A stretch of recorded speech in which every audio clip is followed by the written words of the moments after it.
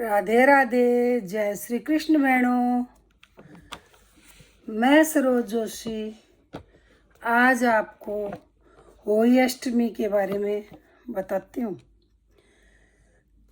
Video शुरू करने से पहले मेरी आपसे विनती है, आप मेरे चैनल को सब्सक्राइब करें, लाइक करें और ज़्यादा से ज़्यादा शेयर करें। होली अष्टमी कार्तिक के कृष्ण पक्ष की अष्टमी को होली का व्रत करते हैं। जिस बार की बड़ी दिवाली होती है उसी बार को होली का व्रत करते हैं। पहले दीवार पर होली बनाते हैं, फिर दो दो गढ़ मोड़ी बांधकर रोड़ी से सथिया करके जल भर के होली के सामने रखते हैं। लेकिन आजकल दीवार पर नए बना के रेडीमेड कैलेंडर आने लग गए, वो लगा देते हैं। होली के दोनों सिरों पर आटे से नाड़ की माला लगाते हैं, बीच में आटे से 1 रुपया भी चिपका देते हैं। दोनों दोगड़ को चांदी की माला शाऊ जो हम गले में पहनते हैं वो दोगड़ को पहनाते हैं। दोगड़ के आगे गेहूं की ढेरी लगाते हैं, ढेरी पर एक तेल का दीपक जलाते हैं, 1 लोटा जल भरकर रखते हैं। मोड़ी बांध कर सतिया करके अपने माथे पर भी टीका लगाते हैं। फिर ओही के आगे बैठकर हाथ में गेहूं के 7 दाने लेकर कहानी सुनकर गेहूं से धोख मारते हैं। फिर विनायक जी की कहानी कहते हैं। तारे देखकर तारों को अर्घ देते हैं। पूड़े, गुलगुले या गुलाब जामुन, किसी के हलवा बनता है। पानी के गमले में अर्घ दे देते हैं, फिर व्रत खोलते हैं। बायना, चावल, चीनी का भी मिला सकते हैं, जो जैसे जिसके रिवाज होती है। सिंघाड़े रखते हैं, उसके ऊपर मूली रखते हैं, हरी दूब रखते हैं दोगड़ के ऊपर। उद्यापन जिस जिस जिस वर्ष घर में लड़का हो या लड़के का ब्याह हो उस वर्ष 14 बहू बेटे, 4 हाथ 4 पैर यानी कि डबल ओई माता के कैलेंडर लगते हैं। जिनके दीवार पे लिखते हैं वो डबल लगाते हैं, 2 लिखते हैं। और जो कैलेंडर लगाते हैं वो 2 कैलेंडर लगाते हैं कि वो डबल हो जाता है। उद्यापन के नाम के पूड़े या गुलाब जामुन, सास की साड़ी, ब्लाउज, पैर पढ़ाई के रुपए पल्ले में बांध के बायना मिनसते हैं। इस वर्ष 2 बायने निकलते हैं, एक प्रतिवर्ष वाला, एक उद्यापन वाला विशेष बायना। होली अष्टमी की कथा। एक साहूकार था जिसके 7 बेटे थे और 7 ही बहू, 1 बेटी थी।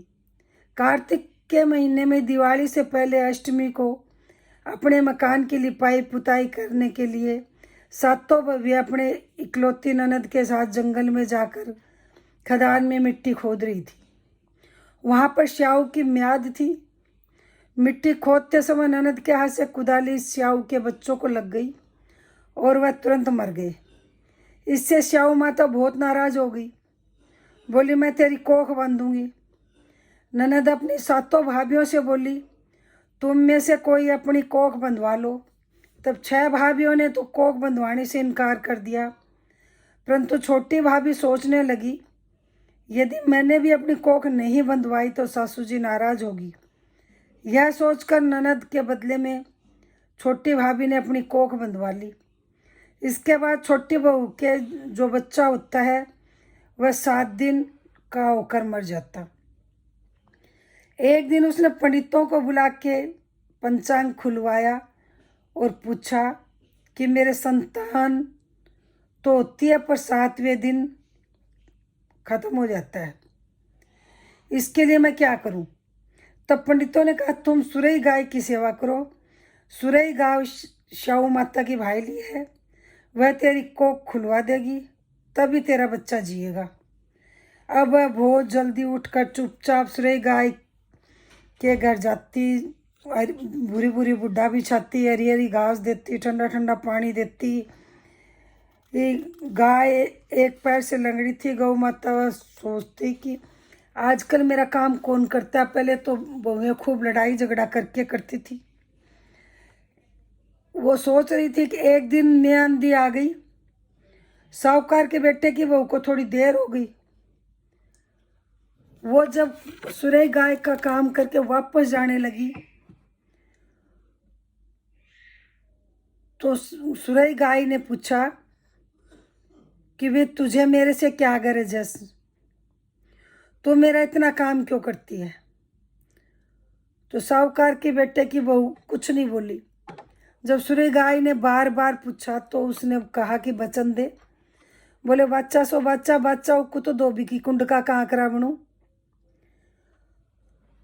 बोली चल मैं तेरे को वचन देती हूँ। तो उसने बताया कि मेरी कोख शाहू माता के पास गिरवी है, शाहू माता आपकी भाईली है, आप मेरी कोख उससे मुझे दिलवा सकते हो। गौ माता ने साहूकार की बहू को अपनी भाईली के पास लेकर चली। रास्ते में कड़ी धूप थी, दोनों एक पेड़ के नीचे बैठ गई। थोड़ी देर में एक सांप आया। उसी पेड़ पर गरुड़ पंखनी रहते थे। हर साल वो बच्चे देते और एक सांप आता और उनके बच्चों को खा जाता था। उस साल भी उन्होंने बच्चे दिए और वो तो दाना लेने के लिए गए और पीछे से वो सांप आया।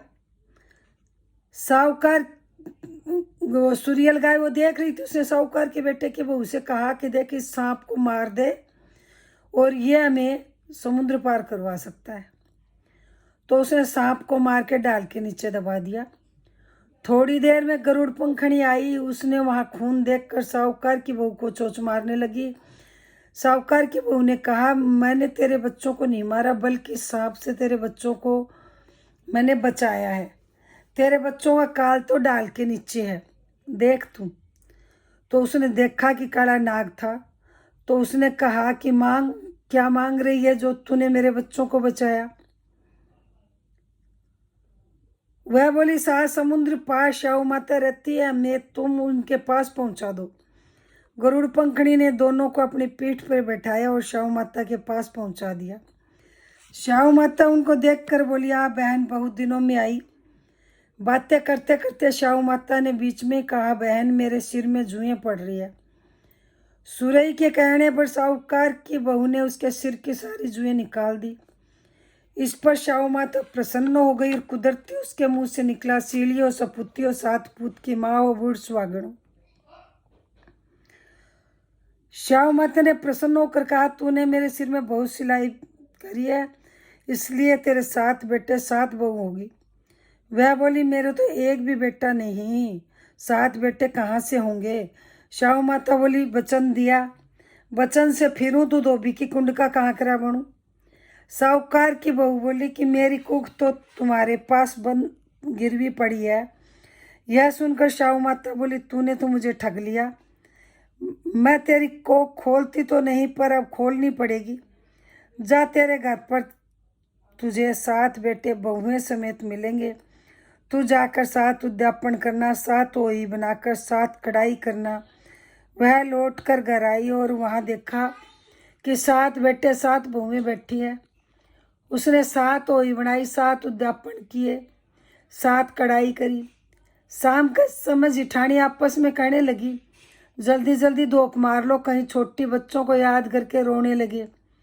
थोड़ी देर में उन्होंने अपने बच्चों से कहा कि अपनी चाची के घर जाके देख क्या वो आज वह अभी तक रोई क्यों नहीं।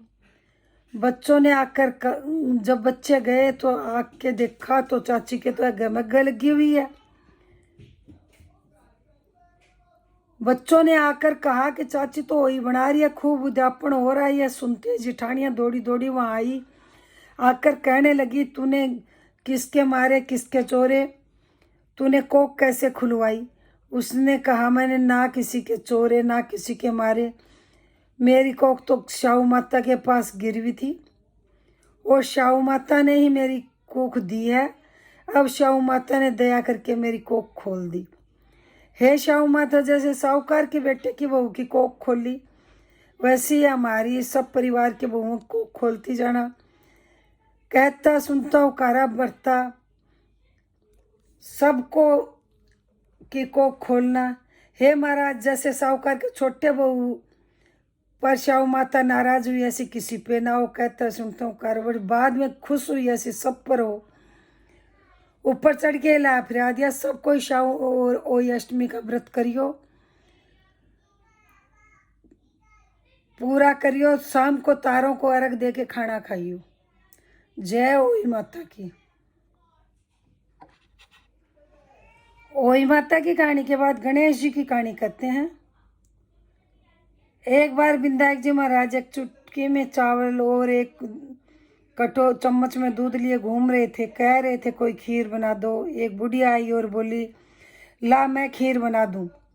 वह एक कटोरा ले आई। तब विनायक जी बोले बुढ़िया माई कटोरा नहीं भगोना ला कर चढ़ा दे। तो बुढ़िया माई बोली इतने बड़े भगोने का क्या करेगा, कटोरा ही बहुत है। विनायक जी ने कहा तू चढ़ा कर तो देख। बुढ़िया माई ने भगोना चढ़ाया। चढ़ाते वह दूध से भर गया। फिर विनायक जी ने कहा मैं बाहर जाकर आता हूँ, तुम तब तक खीर बना कर रखना। खीर बनकर तैयार हो गई, परंतु विनायक जी महाराज नहीं आए। तो बुढ़िया माई का मन ललचा गया। वह दरवाजे के पीछे बैठ के खीर खाने लगी। बोली विनायक जी महाराज को भोग लगाओ और खीर खाने लगी। इतने में विनायक जी आए। बोले बुढ़िया माई खीर बना ली। बुढ़िया बोली हाँ आकर जीम लो। विनायक जी बोले कि मैंने तो जीम लिया, जब तूने जीमने लगी तो मैंने भोग लगा लिया। तब बुढ़िया माई बोली तुमने तो मेरा पर्दा हटा दिया, परंतु किसी और का पर्दा मत हटाना। तब विनायक जी महाराज ने खूब धन दौलत भर दिया। हे विनायक जी महाराज, जैसे बुढ़िया माई को दिया वैसा सबको दियो। कहते सुनते हो कारा भरते अपने पूरे परिवार को दियो।